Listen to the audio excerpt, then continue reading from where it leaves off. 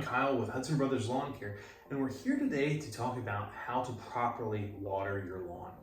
We get asked by a lot of our clients, how much water does my yard need? And it's a really difficult question to answer because every yard is different and unique. So instead of telling you exactly how much water you need, we're going to talk about some principles to think about when watering your yard so you'll know if your yard is getting the amount of water that it needs to be healthy, to be thriving, and to be vibrant.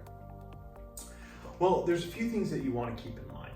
First off, why can't we just tell you really quickly how much water your yard needs? Well, the first reason is because it's kind of hard to gauge how much water is coming out onto your yard. Some people have an irrigation system, some people use just a water sprinkler hose and a sprinkler that they get from Walmart or Lowe's or Amazon. And so water pressure can be different throughout these different systems, and so it's hard to know how much water exactly you're getting in a given time. So you can't just simply say, oh, well, you need to water your yard for 20 minutes or half an hour or 5 minutes, because it really depends on what you're using to water it. So what are some things that you can think about? What are some things to keep in mind? And what are some dangers to avoid? Well, we want to remember the goal. We want your yard to be vibrant, to be healthy, to be green, and to be growing. And so it definitely needs water. Now, there are some rainy months of the year where your yard may not need water at all. So turn the irrigation off, save on that water bill, and this way you also don't overwater your yard. Southern grasses, which is where we're at, really are drought resistant. Most of them are. So this means that they can go longer without water than some other types of grass. But this also means that they can be susceptible to fungus. For instance, centipede grass is very susceptible to fungus. And this is why you want to be careful to not over water. So again, if we're getting a lot of rain, make sure you shut those systems off. Make sure you don't water your grass more than you need to, so that way that water isn't standing and doesn't create fungus issues with these temperature swings, humidity, and standing water. That's just a bad combination. So fungus is one of the things you really want to be conscious of, and one of the reasons why we want to make sure not to give a yard too much water. Well, how do you know how much water your yard needs? Well, the goal is to have it damp. That's what we always tell people. Have it damp. Don't have it too wet. Don't have it standing. If you feel the ground shifting under your feet as you walk on it, that means it's too much water. It's too wet. Dial it back a bit. There are times a day that are best to water your yard.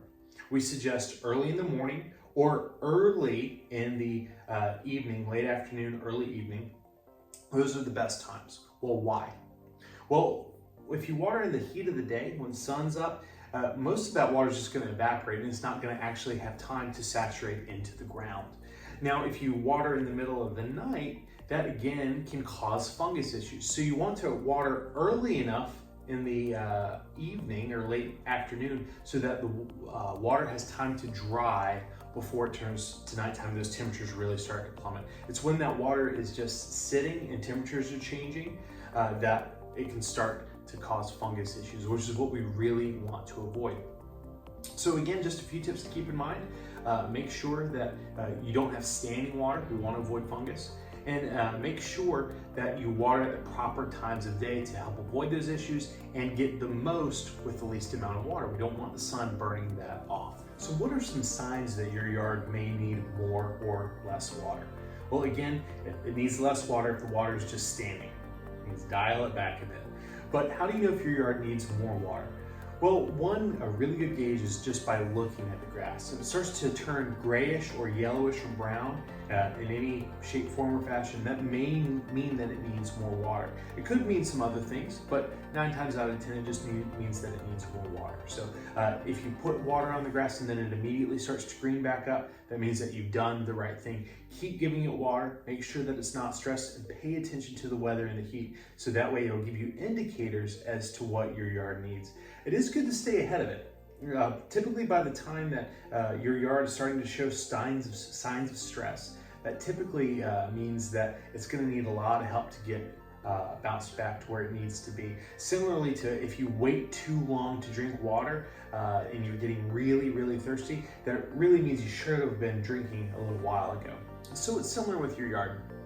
But if you see it starting to get stressed, it's definitely not too late. Go ahead and put some water on it. And if you see it stressed in the middle of the day, and it's not what is the ideal watering time, it's still good to go ahead and get some water on it and then water it again at its normal time. This way it goes ahead and keeps any further damage from coming from the heat. And we know that in the south, those temperatures get crazy hot and it can burn up a yard very quickly, especially if there's a lot of clay under the soil.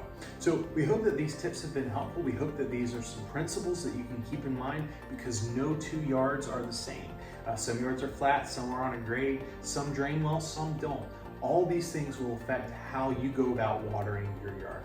As always, if you have any more questions, you can feel free to reach out to us and we'll be happy to provide you with any helpful information that we can. Thanks and have a great day.